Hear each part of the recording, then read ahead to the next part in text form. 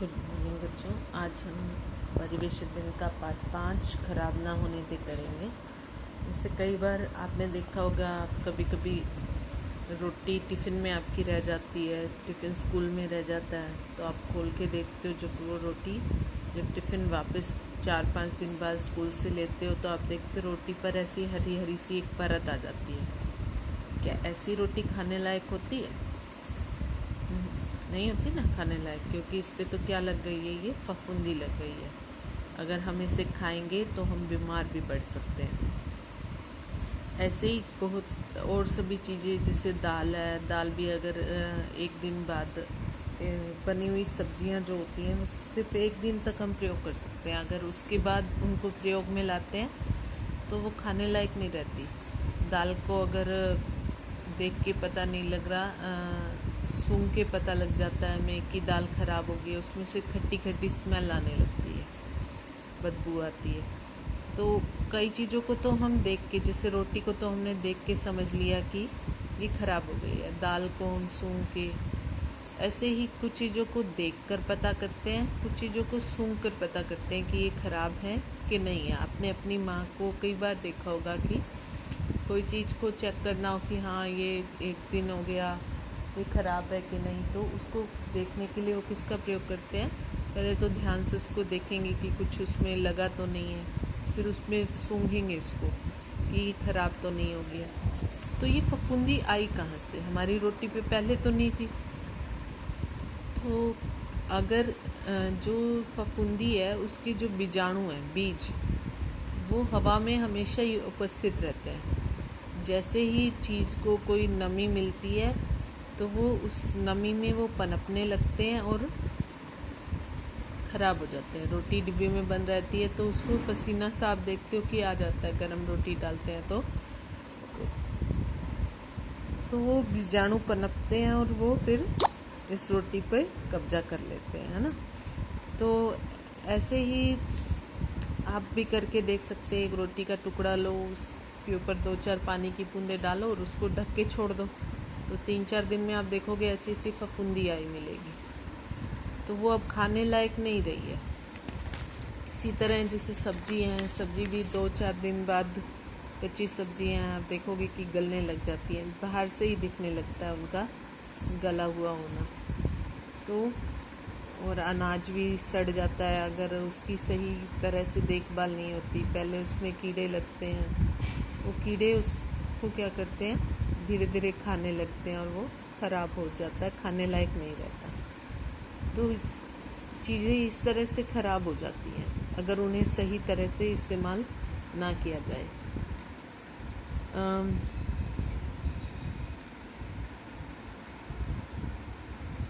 अब जैसे कई बार क्या होता है, शादी ब्याह में आपने देखा होगा इतना इतना खाना बच जाता है। कुछ लोग बहुत ज़्यादा खाना बनवा लेते हैं और जो मेहमान होते हैं वो क्या करते हैं, ज़्यादा खाना डलवाते जाते हैं प्लेट में और रखते जाते हैं। तो क्या ऐसा करना चाहिए? नहीं करना चाहिए ना, क्योंकि ऐसे बहुत से लोग हैं जिनको खाना नहीं मिलता रोज़। तो हमें उन सब का ध्यान रखना चाहिए। तो जब भोजन उतना ही लें थाली में जितना हमें भूख लगी हो। तो ये फिर एक टेबल थी, ये हम पहले कर चुके हैं कि कोई 5 चीज़ें जो देखकर और सूंघकर पता चलता है कि ख़राब है या नहीं। जैसे टमाटर है, देख के पता लग जाता है।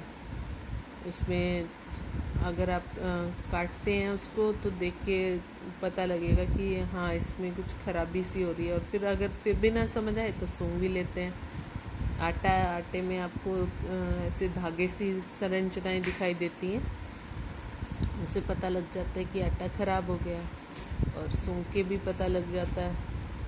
रोटी पे आपको बताया ऐसे ही, जैसे हरी हरी सी, ब्रेड पे भी ऐसी ही आ जाती है। दालें भी देख के पता लगती हैं। अब यहाँ पे ये टेबल दिया गया है कि छांटो और लिखो। दी गई चीज़ों में से खाने की वे चीज़ें छांटो जो हम रोज़ाना लाते हैं। जैसे केला है, एक ही दिन चलता है, फिर ख़राब होने लगता है। और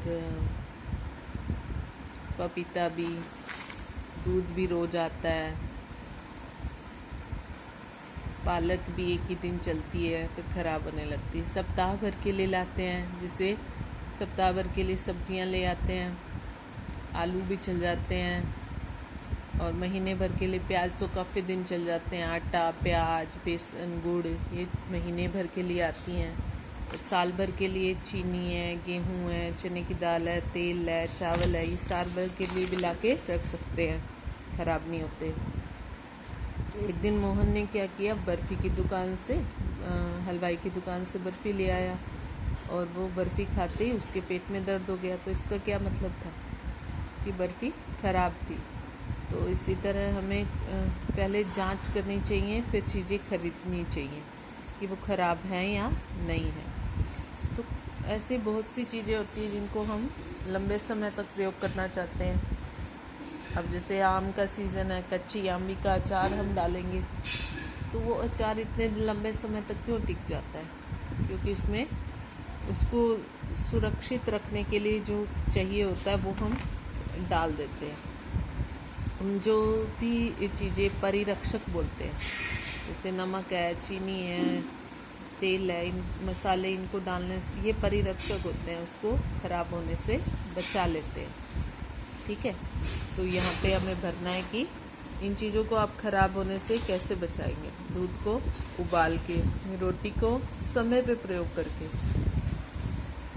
अनाज को, या फिर अगर नहीं प्रयोग हो रही तो खुले में छोड़ देंगे तो ख़राब नहीं होगी, हम नहीं खा सकते हैं, गाय को डाल सकते हैं। अनाज में नीम की पत्तियां डाल के हम उसको सुरक्षित रख सकते हैं। सब्जी को फ्रिज में रख के हम सुरक्षित रख सकते हैं। तो इस पाठ को इतना, ये तीनों पेज 29, 30, 31 पढ़ने हैं।